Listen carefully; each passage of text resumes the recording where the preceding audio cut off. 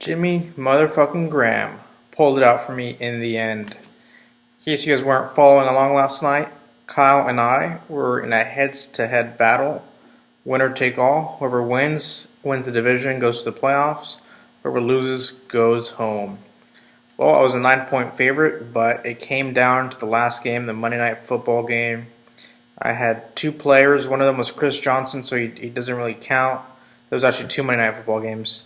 And Cal just had a kicker. His kicker had a pretty good game, 10 points. So I needed a big game from Jimmy Graham. By the time it was halftime, I needed Jimmy Graham to score a touchdown. If Jimmy Graham scored a touchdown the second half of his game, I was going to win the division. If he didn't score a touchdown, Kyle was going to win the division. Came down to that. One of the Saints' last offensive play of the game, Breeze throws a 2-yard touchdown pass to Jimmy Graham, and I win the division. If you didn't watch the game, the play right before that, they had a long pass to another player, and the guy went out at the 2-yard line. So if they had scored on that play, the pass to Jimmy Graham would have never happened. So, anyways, I am going to the playoffs along with Joe Gianosa, Jameson Jones, and Emilio Diaz. Regular season is over. Thank you for everyone for playing. We've got a couple of regular season awards to give away. Nick Quintana wins the Most Improved Player Award, having a putrid performance last year and finishing, I believe, with a 500 record this year. Jameson Jones wins the Manager of the Year award. He went 11-1, finished the season with 9 straight wins. And then I'm giving myself the GM of the Year award because hadn't it been for the amazing trades I made, I wouldn't even be in this position. For example, Jameson and I made a blockbuster trade the day of the draft, which gave me the #1 overall pick. I was able to get Jamal Charles.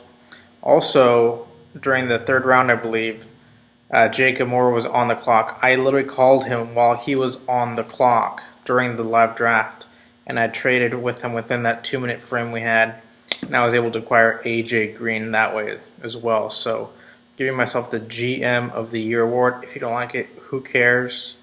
I don't even really get anything anyways. It's just something to talk about.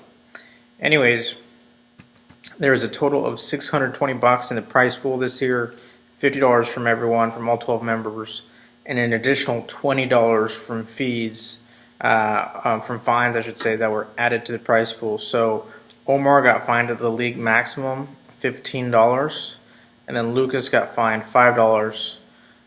So a total of $20 is being added to the prize pool. Next year we might change the league maximum for fines because I feel like Omar should have been fined a lot more than $15 for all his BS this year. But we'll discuss that in the off season with the new collective bargaining agreement. So here is how the payouts work: $620. 4 people get paid. 4th place, you get 10% off your next order at VP Marketing Solutions. That's pretty standard. 3rd place, you get $200. 2nd place, you get, you don't get $200. 3rd place, you get $50. You get your money back. 2nd place, you get $200, and 1st place, you get $370. You get the lion's share of the prize pool. So, in addition to the money, you will be taking home bragging rights and the glory of being crowned fantasy football champions. So, actually, all 4 people that are going to the playoffs have already won a previous championship in La Liga, which of course is the culmination of all our pools. Jameson won the March Madness Championship 2 years ago.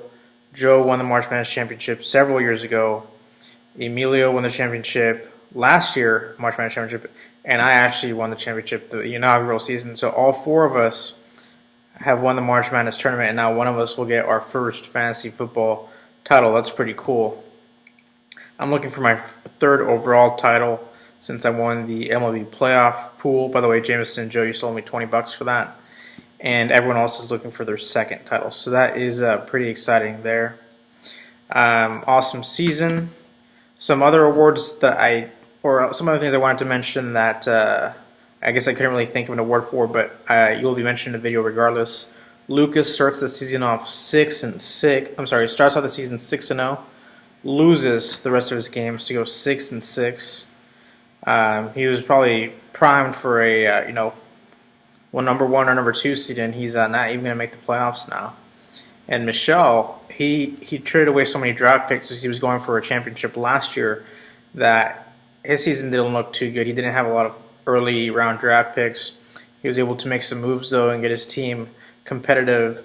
However, he lost the first 5 games. He made some additional moves and reeled off 7 straight wins. So he finished 7-5. That's pretty cool. If he was in my division, he would have won the division by 2 games, but unfortunately he's not. He and Joe tied for the Teenage Mutant Ninja Jews division. Joe wins with the tiebreaker. I also tied for my division. I beat Kyle with the tiebreaker for points. But pretty good job, Michelle. Michelle, by the way, you still owe me a t-shirt. Where is my shirt? Week 4, I think my team was 2-1. Michelle was 0-3. I got a text from him in the morning that says, hey, let's wager on our fantasy matchup.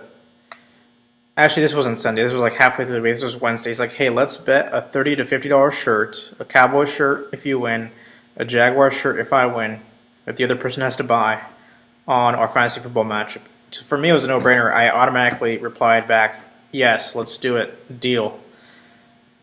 He's the worst team. And I had a good team, so I figured, hey, I'm going to beat him.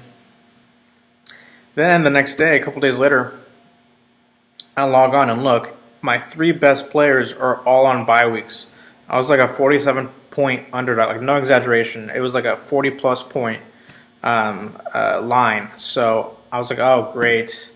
I'm going to lose. I'm going to buy this idiot a shirt. But I ended up winning by like 20 points. So he gives me a shirt. That was week 4. I still haven't got my shirt. I'm not sure what's going on, but I would like my shirt so I can wear it when the Cowboys get to the playoffs. So make sure you ship that out soon, Michelle. And that is all I have for you guys. I'm playing Joe, 2 seed versus 3 seed. He's the 2 seed, so he starts off with the 5-point home field advantage. And Jameson's the 1 seed versus Emilio, the 4 seed. Jameson starts off with, again, a 5-point advantage. Right now, Jameson is only a 5-point favorite over Emilio, and Joe is a big 30-point favorite over me. However, it's a 2-week-long matchup, and the winners will play each other for the championship. All right, guys. Talk to you later.